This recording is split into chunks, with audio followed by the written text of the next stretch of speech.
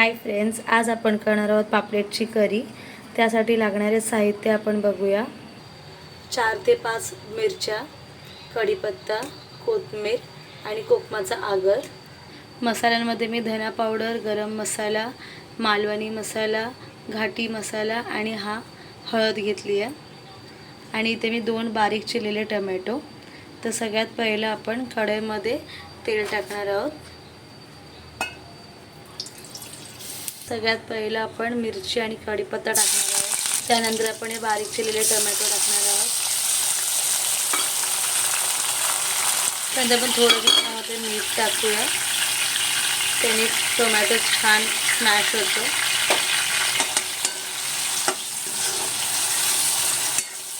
आपण व्यवस्थित त्याला हलवून घेऊया। आता ही करी खूप सोपी आहे। त्यामध्ये आपल्याला लागणारे साहित्य सुद्धा घरचेच आहेत। खूप कमी टाईममध्ये आपण ही करी करू शकतो। मेन म्हणजे ऑफिसला जाणाऱ्या बायका ज्या असतात त्यांना जर म्हणजे घरी येऊन करायचं असेल करी असं मच्छीची, तर तुम्ही हे झटकीपट असं करू शकता। त्यानंतर हे जसं टोमॅटो चांगलं स्मॅश होईल त्यानंतर आपण ते मसाले टाकणार आहोत। आता आपण हे सगळे मसाले एकत्र टाकणार आहोत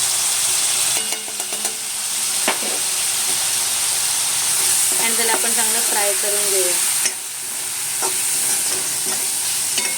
खूप सोपी आहे, काही याच्यामध्ये आपल्याला मेहनत अशी नाही आहे, झटकीपट होऊन जाईल। आता मसाला चांगला आपल्याला फ्राय करून घ्यायचा आणि जेव्हा हा मसाला फ्राय होऊन जाईल त्यानंतर आपण त्यामध्ये पापलेट टाकणार आहोत। आणि असं काही नाही की फक्त तुम्ही पापलेटची करी असं तुम्ही करू शकता, तुम्ही यामध्ये सुरमई टाकू शकता, मांदेली सुद्धा टाकू शकता। आता आपण पापलेट टाकणार आहोत। मी 6 ते 7 तुकडे घेतले आहे। तुमच्या घरी तुम्ही किती टाकू शकता, जसे तुम्हाला हवे तेवढे। आता तुम्ही बघू शकता मस्त असं त्या मच्छीमध्ये तो मसाला मुरला आहे व्यवस्थित।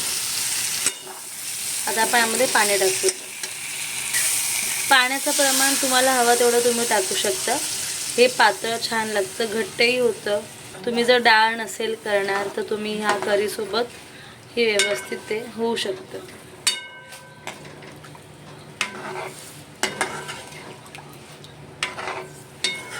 आणि खूप छान लागते, तुम्ही ट्राय करून बघा आणि मला कळवा कसं झालं आहे। आता याला मस्त अशी उकळी आलेली आहे। अजून एक मी सांगू इच्छिते, तुम्ही यामध्ये एकदम जास्तसुद्धा पाणी टाकायचं नाही, त्याने चव एवढी छान येत नाही। थोडं म्हणजे जास्त प्रमाण पण नाही, कमी आणि जास्तच्या मध्ये असं आपण ठेवू शकतो। आता याला उकळी आली आहे, आपण यामध्ये आता कोकमाचा आगर टाकणार आहोत। याने थोडासा आंबटपणा येतो, छान लागतं। तुम्ही कोकमसुद्धा पिळून टाकू शकता, आगर असेल तर आगरही टाकू शकता। आता याला पण थोडा वेळ झाकून घेऊया। हे हार्डली 10 मिनिटांमध्ये होऊन जातं, तुम्हाला जास्त वेळ जरा पण नाही लागणार या गोष्टीसाठी।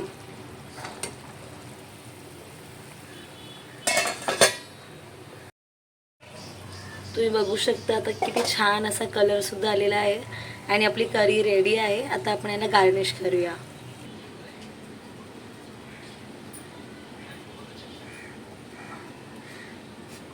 मी असं ताट गार्निश केलेलं आहे करी, कांदा आणि भातासोबत। तुम्ही याला चपातीसोबतही सर्व करू शकता।